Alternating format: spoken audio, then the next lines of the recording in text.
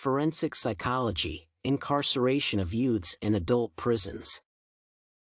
Introduction. Juvenile delinquency and crime are prevalent social problems in the USA. In response, the government has built jails for young adults under 18 years to curb their malignant behavior. Introducing children to the justice system at such a young age, when their cognitive abilities are yet to mature, ensures they gain little from it. Occasionally, the justice system recommends children near 18 to adult jails, which introduces them to various sexual and psychological abuse. The input of forensic psychologists is vital to determine the psychological aspect of a child's behavior before establishing a court ruling. Case summary. Jessica is a 17-year-old displaying juvenile tendencies such as truancy and school fighting. Her grades have deteriorated, and she is constantly in the company of other delinquent friends. After assaulting another student with a bat, she was arrested and placed in adult jail, wherein a 25-year-old inmate physically assaulted her. The event left her depressed, and after seeing a forensic psychologist, she revealed her troubled home condition. Not only does Jessica have to cater to her 7 younger siblings, but she also deals with a drug-addicted mother who isn't present in her parenting duties. Her father passed away when she was 13, and despite being in many detention facilities, Jessica has never been to a rehabilitation one. Recommended course of action. Regarding Jessica's incarceration, the court should adjudicate her as a juvenile and recommend she receive inpatient treatment at a secure facility. This move crucially separates her from the negative influence of her delinquent peers. Psychological principles enforce the role of will and habit in forming one's personality. Jessica's role as both sister and parent to her siblings has left her without her own identity. Therefore, the court should place her siblings in foster care. Jessica is not old enough to be their guardian, and her mother is incapable of the task. Moreover, conditioning and learning are relevant psychological concepts, especially concerning Jessica's mother's drug abuse. Removing her from the influence of her mother would allow Jessica the opportunity to develop good behavior. Lastly, Jessica should attend rehabilitation sessions with a psychologist to treat her depression and deal with the traumatic event of physical assault. Forensic psychologists should take great care of Jessica since she is still in her formative years, and education should be a priority to ensure she has a future after rehabilitation. Scholarly research on juvenile delinquency dangers.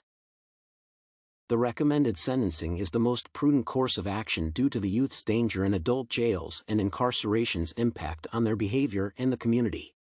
Kurlychek et al. Utilize a sample of 16 and 17-year-old youth incarcerated in adult jails in New York. Their findings indicate that youth serving in adult jails reoffend more quickly and commit more offenses than those receiving different judicial treatment.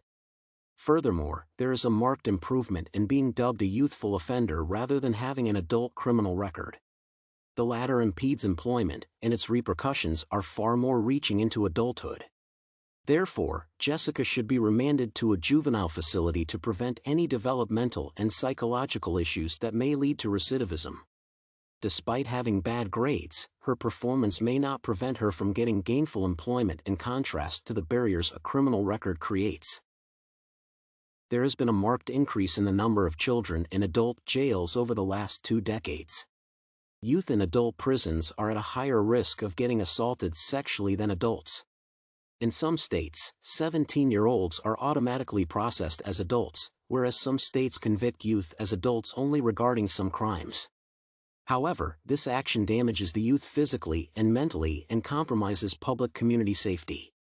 According to Heather Swanson, there are state-level policies that recommend the transfer of youth to adult jails. One such strategy is the once an adult, always an adult policy, which directly transfers youth convicted of a crime to adult jail. This rule is visibly applied in Jessica's case since she is a previous offender. The lack of parental support or close family role models has left her mentally unprepared to be a fruitful member of society. Transferring her to adult jails introduces psychological problems such as suicidal thoughts and depression, which may ultimately compromise her ability to interact with other people. Therefore, juvenile jail and rehabilitation are more likely to address her psychological needs and ensure she grows mentally and physically. Ethics of the case. Forensic psychologists understand a child's mind and needs, thus utilizing psychological principles to help court proceedings. A forensic psychologist must protect the child's safety regardless of the severity of the crime. Forensic science is associated with the law and encompasses many different professions such as forensic linguistics, forensic archaeology, and forensic medicine. In this case, the forensic psychologist must take a stand against the court's legal directive and recommend an entirely new approach based on his sessions with Jessica. However, a psychologist faces an undeveloped mind due to Jessica's age with possible mental health issues. Moreover, her education is yet unfinished, limiting the comprehension of her actions' consequences. Lastly, the forensic psychologist must contend with a marred psyche influenced by drug abuse and reinforced by malignant peers. Jessica suffers from depression due to being physically assaulted while in prison. Whereas these influences are not limited to youth, their impact is more severe on the individual and the community. Application of ethical principles and standards. Psychologists are held to the utmost professionalism and should act per the American Psychological Association, APA, Ethical Principles of Psychologists and Code of Conduct. One ethical standard that stands out in the Code of Conduct is education and training. Psychologists are responsible for creating education and training programs that deliver the appropriate knowledge and skills that incarcerated youth require. According to Menon and McCarter, children in juvenile systems achieve higher educational outcomes than in adult jails. Therefore, it is possible to create education programs catering to children's mental growth in juvenile jails. In addition, a psychologist may utilize group therapy to encourage the youth in juvenile facilities to discuss their social and psychological problems. To understand youth's problems, rehabilitation sessions, whether in person or as a group, would help immensely curb suicidal thoughts and depression. Furthermore, psychologists are bound to the principles of justice, which were lacking in Jessica's sentencing. Incarceration to adult jail results in psychological harm, directly opposing the beneficence and non-maleficence principles. An excellent forensic psychologist caters to their patient's mental and physical well-being. Conclusion. In conclusion, psychologists can trace Jessica's actions and behavior to a troubled childhood. Sending her to adult jail will lead to recidivism and adversely impact the community through repeated offenses in the future.